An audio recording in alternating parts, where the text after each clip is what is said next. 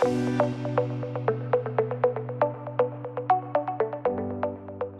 let's assume after the investigative process, it was determined that further DCFS involvement is required. My name is Dr. Bob Foltz. I'm a clinical psychologist with the MD-Ed team and helped develop the VitalChild solution. And in this sequence, I'm going to be speaking as Jamie Potter, the CPS caseworker. So with the delivery of more services through DCFS, what you're looking at now is the Multidimensional Youth Assessment 360 and the resource library page. This is filled with all the different assessment and evaluation tools that you need for gathering the critical information related to treatment planning, monitoring of services, the real-time reporting that's so essential, and successful outcomes. So one of the reporting tools that we've created is the Integrated Care Passport. I want to emphasize that in developing the resource library, we worked hard to make it trauma-informed, child-centered, family-focused, and outcomes-driven. In developing our trauma history assessment, we wanted to make it consistent with the Trauma-Informed Care for Children and Families Act, and this includes 20 different areas of trauma exposure. And importantly, this form can be filled out by both the youth and the caregiver. The form that has been developed is developmentally informed, and that means that if a particular area of trauma is endorsed, immediately the person's given the option to indicate what ages it occurred. In addition to that, it also indicates if it was an isolated exposure to trauma or chronic exposure. Now, those matter a great deal because somebody that experiences trauma early in their life may respond very differently to somebody that may experience it in their adolescent years. One of the major reasons that we're emphasizing the use of the trauma form is that so often in the field, symptoms that a child may present with may in fact be trauma symptoms, but may otherwise be diagnosed as a major psychiatric condition like pediatric bipolar disorder, conduct disorder, all sorts of other anxiety conditions, major depression, but in fact, they wouldn't be getting the right treatment unless it's understood to be a trauma condition or a trauma response. We've also, as I mentioned, included the caregiver trauma form because what the science is now telling us is that the caregiver exposure to trauma in their childhood can also affect their ability to support and provide effective parenting to their child. Evaluating trauma is essential because understanding that as a critical piece of the clinical presentation means that you're going to be able to provide effective interventions when the child needs it for how long they need it. Confusing it with another psychiatric diagnostic condition is only going to delay their ability to respond positively to treatment. So next, throughout this evaluation process, I would be, as the case manager or caseworker, adding information to the psychosocial history form. Now, this form was developed after reviewing over a dozen psychosocial forms from agencies across the Association of Children's Residential Center and a wide range of different essential data points that they collect. Categories include medical history, mental health history, legal history, religious affiliation, a wide range of different variables. And importantly, information can be added to this form over time as more information is learned. Also, this form and this information can be shared across providers, so everyone doesn't need to collect their own forms and own source of data related to these different topics. The next form I would want to complete is the Family System Support Form.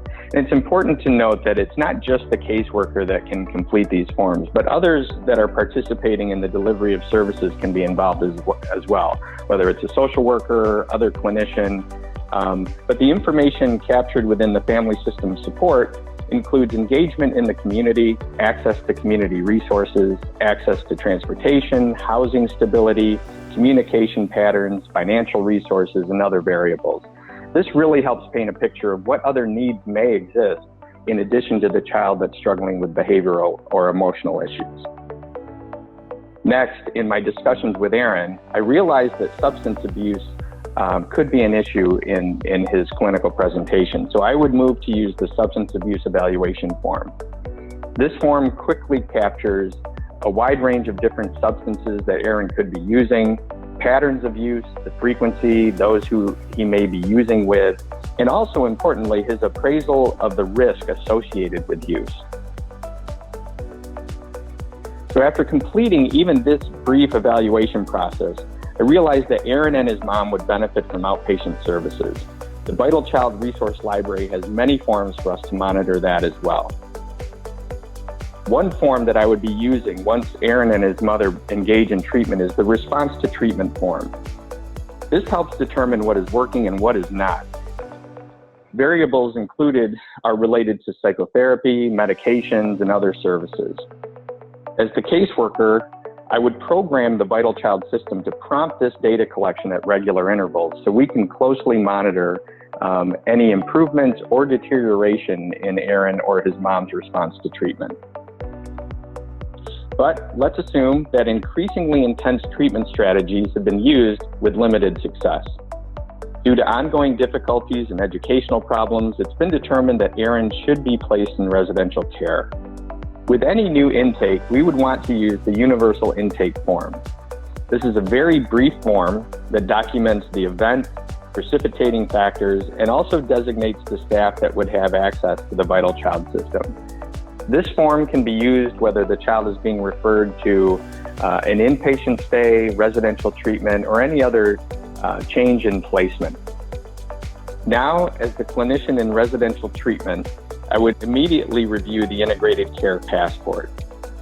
This is a real-time summary of information and would quickly and concisely inform the diagnostic information, trauma exposure, any medical concerns, medication issues.